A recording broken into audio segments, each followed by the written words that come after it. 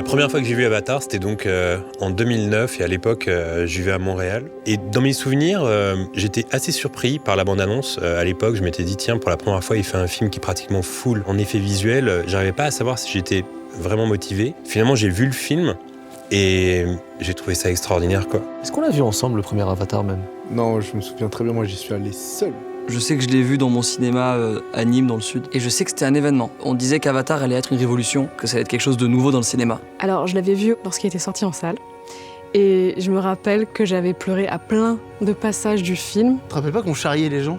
On charriait Les gens qui sont allés voir Avatar, pas en 3D. C'est un film qui a réuni et ma mère, et mon père, et ma sœur. Et je sais que c'est un truc assez rare. Et mes meilleurs souvenirs avec Avatar, déjà, c'était une révolution visuelle. J'avais été subjuguée par la beauté de la nature, la végétation luminescente, les créatures plus impressionnantes les unes que les autres. La fameuse scène où ils sont tous unis autour de l'arbre, qui sont tous connectés, et que genre ça redonne la vie, quoi. Ça, c'est vraiment tellement beau. Il y a eu la petite larmichette à l'époque. Puis visuellement, c'était une claque comme pour tous les films de James Cameron, et c'est un peu ce qui fait la patte de Cameron, c'est que pratiquement tous ses films ne vieillissent pas.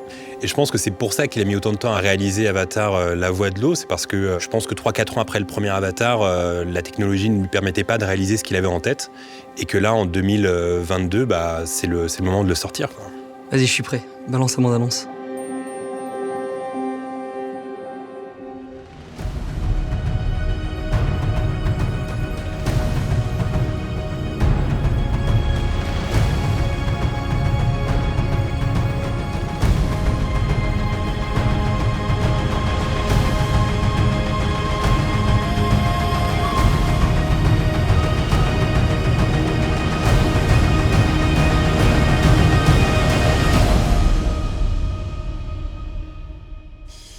Je vais aller le voir très vite en famille. Oui. J'ai adoré les passages aquatiques. C'est tellement bien fait. Tous les détails de la peau, des cheveux. C'est vrai que la salle, elle est folle parce qu'il y a un prolongement de l'écran sur les côtés. Et du coup, on est entouré comme dans une sorte de cocon visuel.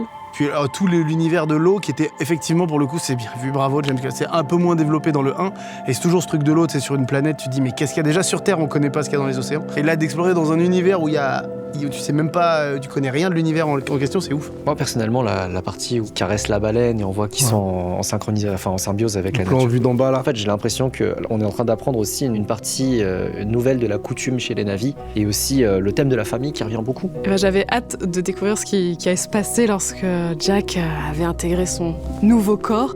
Et je vois qu'il se porte très bien parce qu'il a fondé une petite famille. L'ouverture de la bande-annonce avec les montagnes en espèce de côte, ça se passe. Je me suis pris un petit frisson là sur le corps, tout ça. Déjà, de voir une bande-annonce dans une salle, ça change tout.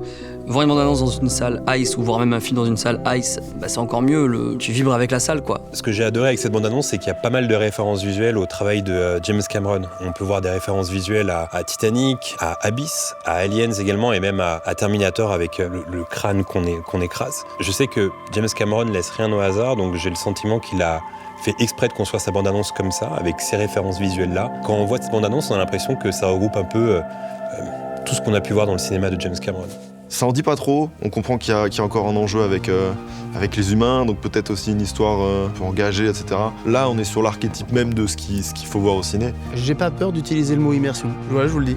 Je pense que c'est le mot-clé. En fait, j'ai l'impression qu'on est au summum de ce qu'on peut faire, de ce qu'on sait faire. James Cameron, c'est ça, c'est toujours plus. En fait, il prend le ciné et il établit de nouvelles règles. Et là, on parle juste d'une bande-annonce, alors dans le film, dinguerie.